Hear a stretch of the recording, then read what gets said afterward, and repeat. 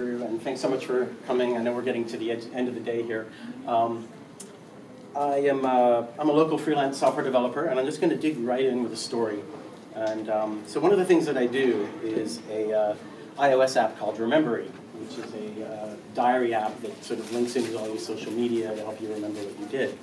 And last summer, mostly kind of out of the blue, a lifestyle reporter from the Canadian press asked me to do an interview. And so they even sent a photographer over to my place, and we got a picture of me posing and everything.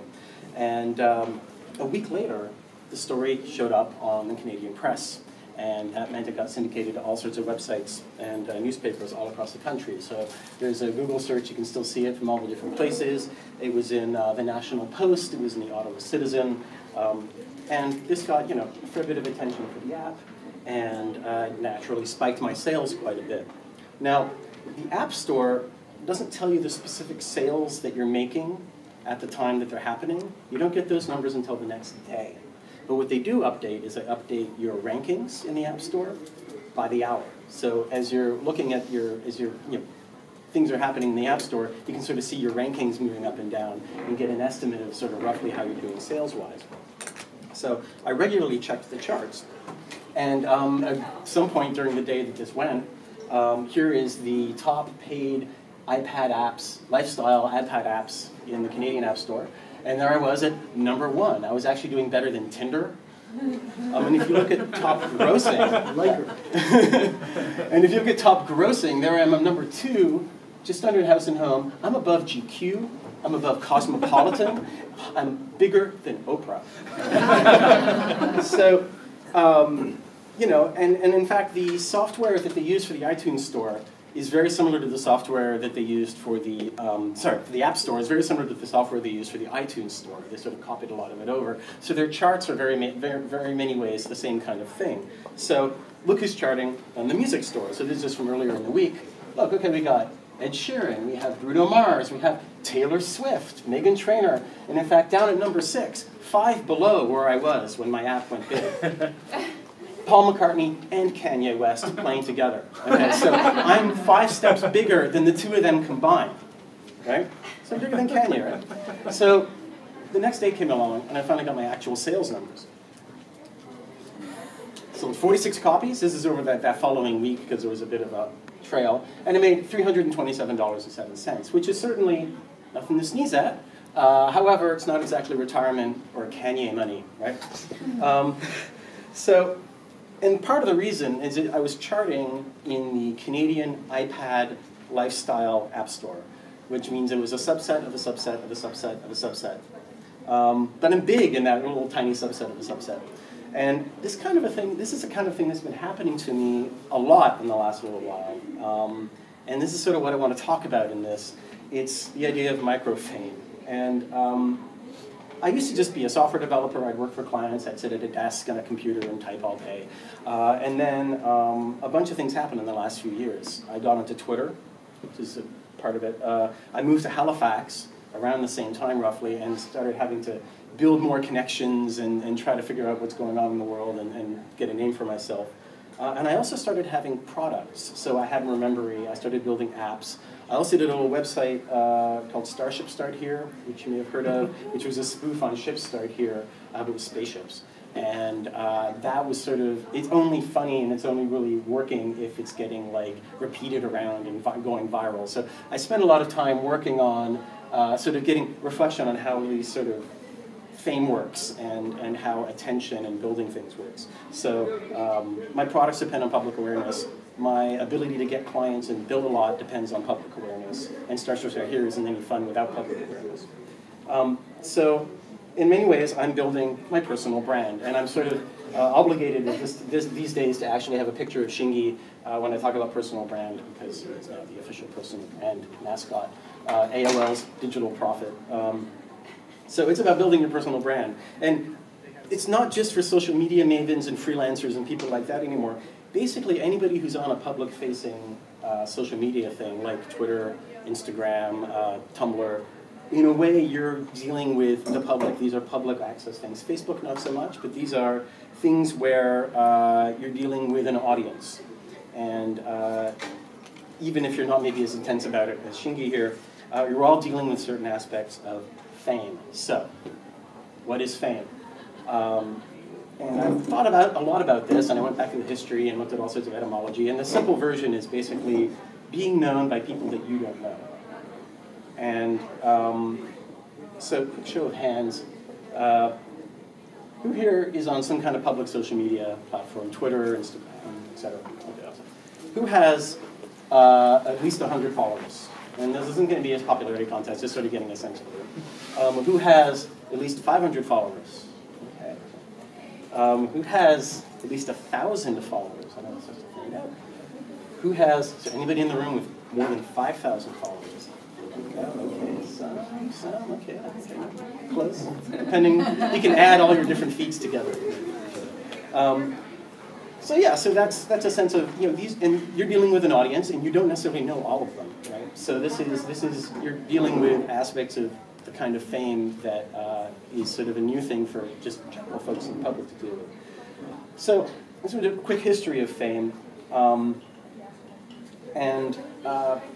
it used to be, back in the ancient world, and long before, centuries ago, fame was limited to gods, heroes, emperors, kings, mythic figures, people like that. Roman emperors, here's a bunch. This is Marcus Aurelius, this is Caligula, and that is Constantine, would send statues of themselves all around the empire to make sure that everyone knew who they were. And they were, the emperors were often considered like gods. And for most of the average people in the empire, they were pretty well could be gods. They had super amount of influence on your life, but they were very distant and very, very, larger than life in many ways. And then over the centuries, starting a few hundred years ago with print, mass media started, and then it moved on to, broadcast. And this made artists and maybe sports figures and other people like that just as popular as kings and gods.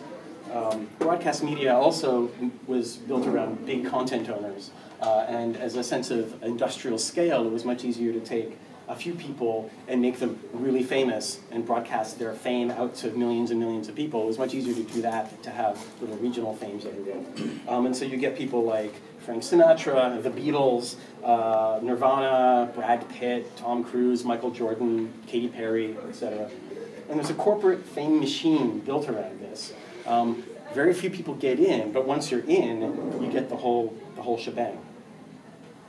So I just want to do a quick thing. And what's happening now is that mass media is split into zillions of little slices, and it's all disconnected. For example, music.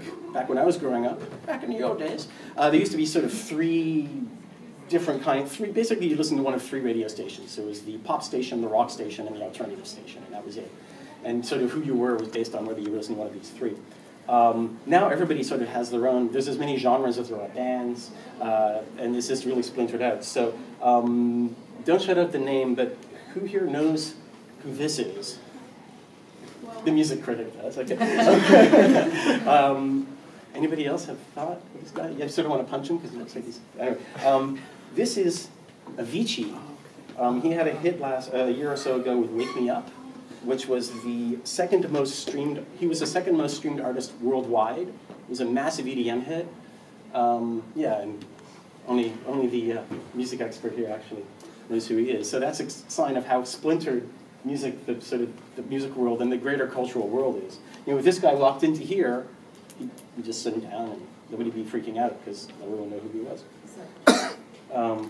So it used to be, there were only a few media outlets. It used to be everyone read the same newspaper and watched the same few channels. But now everybody's got their own channels, and everyone's got their own sort of distribution and their own way of speaking. And I'm just gonna, as everyone's cycling through. But now we're in a different cultural moment, and I want to talk about sort of things are shifting through. You're going from an old way of doing things to a new way of doing things, but it's a bit more complex than that. And this is cultural critic Raymond Williams, who has some really interesting ideas on this. He talks about cultural change, that things don't switch over all at once. There's often not just two versions coming on in a gradient, there's actually three versions of a culture happening at the same time. So there's the dominant culture, for example, Katy Perry, the mass culture, the mass media culture. There's the emergent culture, which is this new culture of everyone's got their own channels, everyone's got their own distribution, everyone's got their own audience, and this world of microfame, like we talked about. And this emergent culture hasn't taken over yet, especially because it's so fractured right now that the dominant is still very much weaker than it used to be, but it's still significant.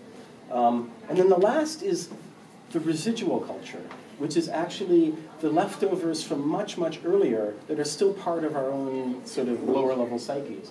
So, and in this case, that's sort of the ancient world of the gods and kings and emperors who are so far above and so beyond whatever we mortals are like. So there's a mix of these things. So I'm going to go back to that great source of classical literature, the soundtrack to the movie Fame. Of course, this is what we're talking about here.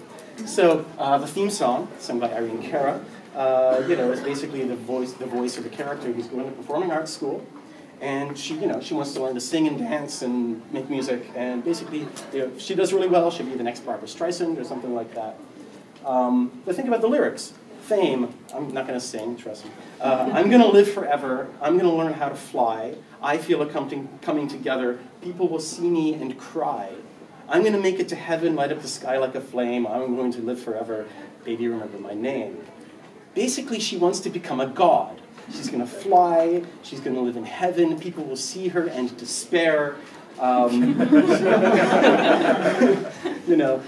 this ancient attitude to fame is still part of this fame culture. It gives people a sort of a taste of the transcendent, a taste of the world sort of beyond their own day-to-day life. And we either live that naturally or we sort of find ourselves resisting that in a certain way. So what's weird about fame today? The old gatekeepers are waning, and now fame is much more distributed. And I like to, it's another 80s thing. If anybody remembers the Muppet movie, and this is sort of a perfect example. It's obviously a joke, but it's a perfect example of the old world of fame. Kermit leaves this swamp and goes to find Hollywood and meets up with a whole bunch of weird misfits and other creatures all the way along the road, has adventures, and then he gets to Hollywood and he gets to the studio and meets the big studio producer, played by Orson Welles, who looks them over and says, "Prepare the standard rich and famous contract." Okay, so there used to be, and there still is in certain places, but much bigger deal used to be a fame contract. And the basic idea with the fame contract is something like this. You will be famous. You will then get love and adoration from the masses. You will get rich, but you will lose your privacy. You will be hounded by paparazzi. You will rarely, if ever, be able to live a normal life. And many people will love you, but some people will hate you, sometimes for no reason that you can handle at all. To help you through this, though, you will have the support of a media empire, and they will provide you with security, an entourage, PR staff, handlers, personal groomers, trainers, and all this to make sure that you're protected and guarded and that you never give out the wrong impression. This is, I think that's Christina Aguilera in there, trying to go for groceries or something. There's a mindset that famous people aren't real people. Even if some things are difficult, hey, at least they're well compensated for it. They're rich. So who doesn't want to be famous? But in a greater sense, many people still have this mindset that something that's on a screen, or especially if it isn't someone you know directly, isn't really real. Or at least they're specially insulated because, oh, they must be famous or something, right? And if they're famous, if they're notable to me, they must be famous, and if they're famous, they must be rich. That's not usually something people think logically, but it's sort of in the back of the mind from old habits of the way the culture has been. This is from Jimmy Kimmel, has that shtick he has with famous people reading tweets, random tweets from the internet saying how terrible they are. And you get to see the reactions and stuff. So here's Britney Spears. As a culture, we're used to making fun of people on TV. Look at the Golden Globes and the Oscars. It used to be you couldn't really connect with anybody. You're just hanging out with your friends and talking about Britney Spears or whatever. But now that actually can hit directly, and it actually can hit the real people. And it's even more so. I'm required also by contract to have at least one piece of really lame corporate clip art presentation. It's also more so with when you're micro-famous. Everybody's got an audience. And that audience may sort of not realize that they're actually connecting with us directly in a certain way, that it's actually touching us personally.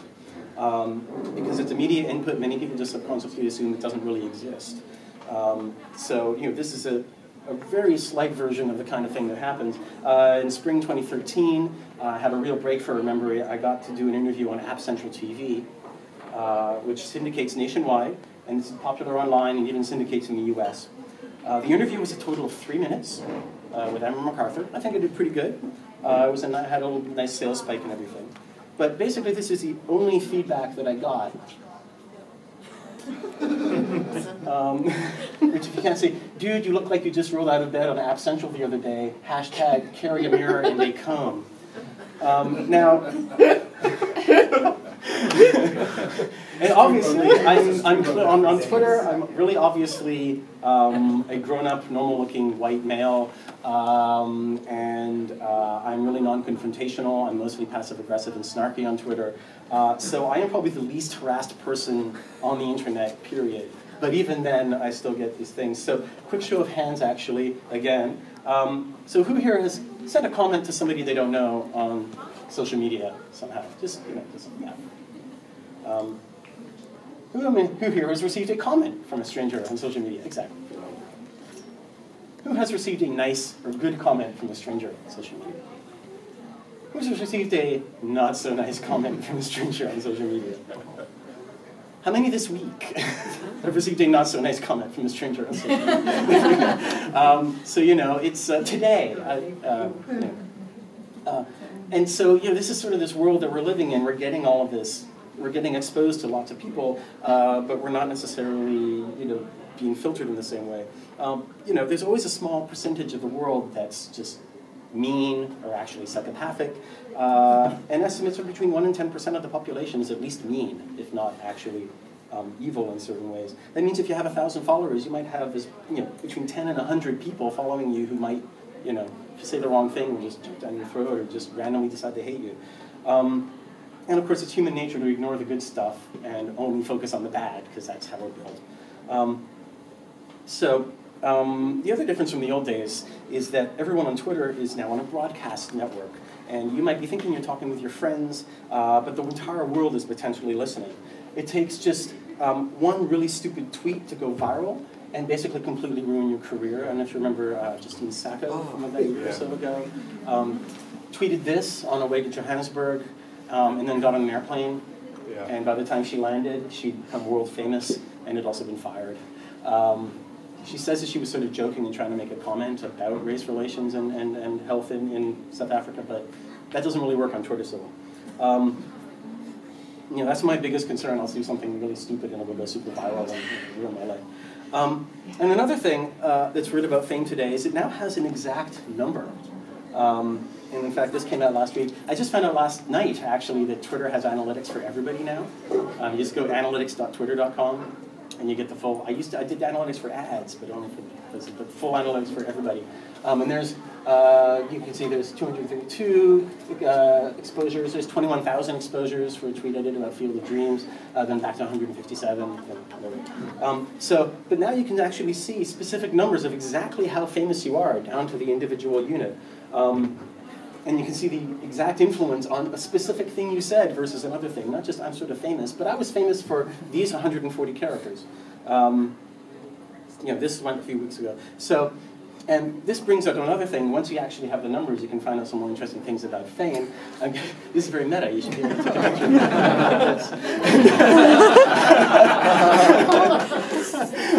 I'm taking a picture. That's a time. I don't know if you can see that, but that's from another talk from 2 years ago that Shilji said. She's famous, she has her name in lights. Fame is fleeting, especially on the internet, because it comes in spikes so much. It comes and goes really quickly. This, in fact, is from earlier today, because I'm always adjusting my talks. This was just like PodCamp HFX is trending in Canada, is number 2. Now, that's today. Tomorrow it'll be something else. But currently we're better than yams. So, take that here, yeah. Yeah, exactly. So here's sort of a thing about sort of how fame works and some things I've experienced over the last little while. Is fame, especially the internet days, is very, very spiky. The big chart on the left is from Remember, got a review in one of the big app review sites. This is a sales chart. You see, but went way up and went right back down again, bounced around a bit and then stopped. This is from when Starship Start Here got on the CBC News nationwide, TV, radio, and on the web, right around the same time as the shipbuilding announcement, and so it went up, and then went back down again. And this is when I got into the Canadian press, like the story I talked at the beginning of the talk. Went right up, went back down, faster, and again, and then went back down. Ideally, you get a little higher of a baseline at the end, but still, it's really spiky. And so, fame is fleeting, especially on the internet. It comes and goes quickly.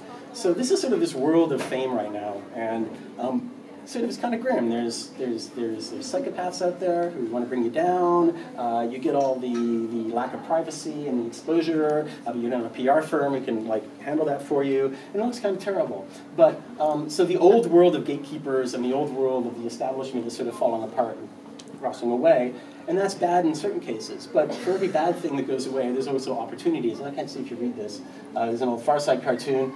I'll tell you what this means, Norm. No size restrictions and screw the limit. Right? Basically, when the old system breaks down, you at least have a chance to rebuild things in your own way. You're on your own rules. So if there are no gatekeepers, that means we have to be our own gatekeepers. We have to be our own PR people. But that means we can be our own gatekeepers, and we can be our own PR people.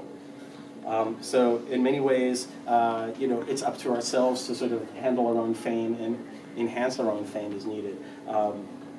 And so this is some of the things that I've tried to that I've learned sort of work in terms of trying to enhance fame and build fame and work that through. So, kind of instead of being some vague, undefinable sense of social capital like it used to be, your fame and your influence online now has, like I showed earlier, a specific number attached to it. And that doesn't necessarily help you in the real world, but social media is very close to the real world, especially when you're on your phone and you're walking around, you're going to events and going to restaurants and stuff like that. People can see where you are and what you're up to, and that can become significant in itself. If you tweet the heck out of a conference like PodCamp, you can in many ways become part of the official conversation and part of almost the official scribe. If you engage in an interesting conversation with someone who's more famous, possibly, you can sort of ride that along. Often, if you say something nice about a local independent restaurant or bar that you like, especially while you're there, they might be nice to you back, I found. Unfortunately, it's one of those balance things where if you do it too much, you end up coming off like a jerk. But if you do it, you can do it a little bit, and it's actually sort of an effective way to sort of build up your presence. So with microfame, we have more opportunities for these spiky moments of fame. But we have to make sure we can grab it and claim it and run with it. So humble brag, yeah, but is sort of what we're all going to be doing a lot more of as we manage our own brands. And this is one of the things that took me a while to get the hang of, is especially promoting in the App Store and stuff, is you want to be your best day because you get these spiky little events that come up. So suddenly, hey, it was #1 in the App Store, in the lifestyle iPad Canadian App Store, but it was #1 in the App Store for part of a day. That still means it's a #1 hit, technically. So you can sort of do that. Maybe you've been on TV, it was on TV for 3 minutes. Well, that's still 3 minutes. So, you're on somebody's podcast. These are all things that you can actually include, because one of the big things for a product is what's called social proof, as a way of making sure that when somebody was trying to decide whether to buy something or to retweet something or whatever, they want to know that other people are doing it too, or that it's actually been validated. And in many ways, being on TV is like the ultimate validation, even though TV is kind of falling apart as well. But still, oh, you're on TV, that's a big deal. Not you're on the internet, wow. So, put all that there. So here's my review, it's been featured, and, here's some stuff for Starship Start Here. So another quick show of hands. Is anybody here who's been on TV or radio or a podcast or some kind of media thing in the last year? Okay. Has anybody here managed to get a free drink or a meal, even a meal from a restaurant of some kind or a bar due to something you've done on social media? I tweeted, I was at Freeman's, I tweeted that I was in my last donaire before leaving town, and they actually came and said, the donaire's on us. I was going on a big vacation for several weeks. And I'm leaving town a lot more. Huh? I'm leaving town a lot more these days. Yeah. Just like old self-aim, you shouldn't be a jerk about it, and can't work all the time. scrolling out. So I'm going to go to the, oh yeah, who also gets better customer support through Twitter than on the phone? Yeah, especially because Twitter is a smaller field, but also people can tell exactly how much bother you're worth because they can see your number in a way. How many people if you've got 3 followers and your icon is an egg, they might not spend too much time on you. But if you've got 800 followers and you seem to be a nice person, you might be worth their time more. I'm just going to quickly go on to Start here, which has been sort of an ongoing thing. I know we're kind of running short on time. I think we have a bit of time.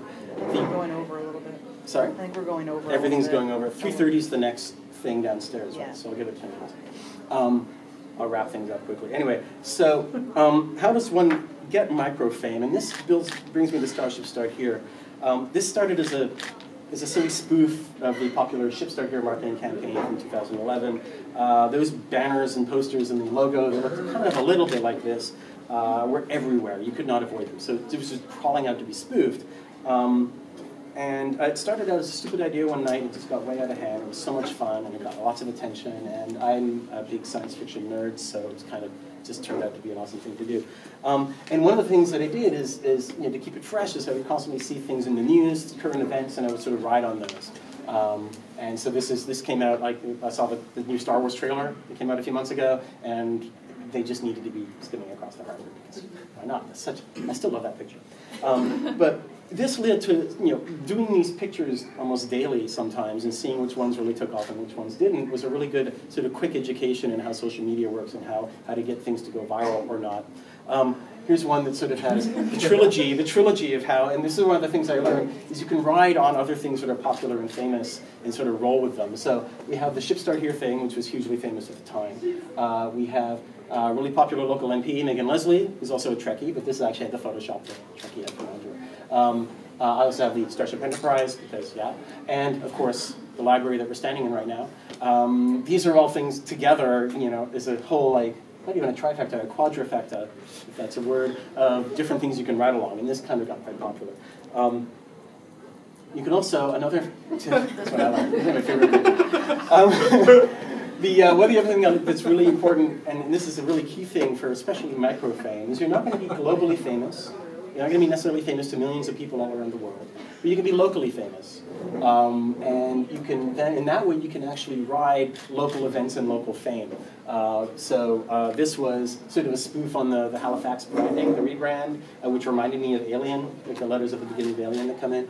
And then I just sort of got carried away with the loader thing from Aliens and Theodore and the motto, this time it's bold. And so this is really funny here. It doesn't make much sense at all in Toronto, but that's okay because it's really funny here. And people, especially in Halifax, I think because we're sort of a bit of an isolated island or peninsula, but we're on our own in a way. We sort of value and find things more funny that we're part of that are close to our community. Here's one I did for PodCamp a little while back. Open the PodCamp Bay doors, Hal. Anyway, you don't get the widespread fame in the same way. But you do get sort of the topical fame. And by local, I also don't mean just geographically local, but find a particular topic or group or genre or fandom or sport or whatever that is local and run with that and encourage that. And that can build a lot of popularity within a particular smaller group. But it gets much more, the smaller the group, often the more intense the local fame you will get from that. Local fame doesn't travel as far, but it is stronger. And this brings me to my second last point, my topic, which is HalCon. And this is everyone lined up for the Food Wolf, or for the Nomad Gourmet. I've sold T-shirts and stuff through Start here at HalCon since 2011. Now, last year they were sort of they sold out of vendor space, and so I didn't get in. I ended up doing a little side thing at the Boston Pizza down the way. This meant that I was actually able to go to HalCon just as a regular attendee. And it turned out, because I was already thinking about this talk, it turned out that HalCon turned out to be sort of this glimpse into the future of what fame is and fame will be in the future, these ideas of microfame. And there's all these different directions that fame happen. I'm going to show a few of these. So the first are the actual guests. And sometimes you get really big guests who everybody knows. HalCon's not quite big enough for William Shatner yet, but it's only a matter of time. But often you get people who aren't necessarily notable outside of, say, the con circuit. So this guy here, that's Garrett Wong. He was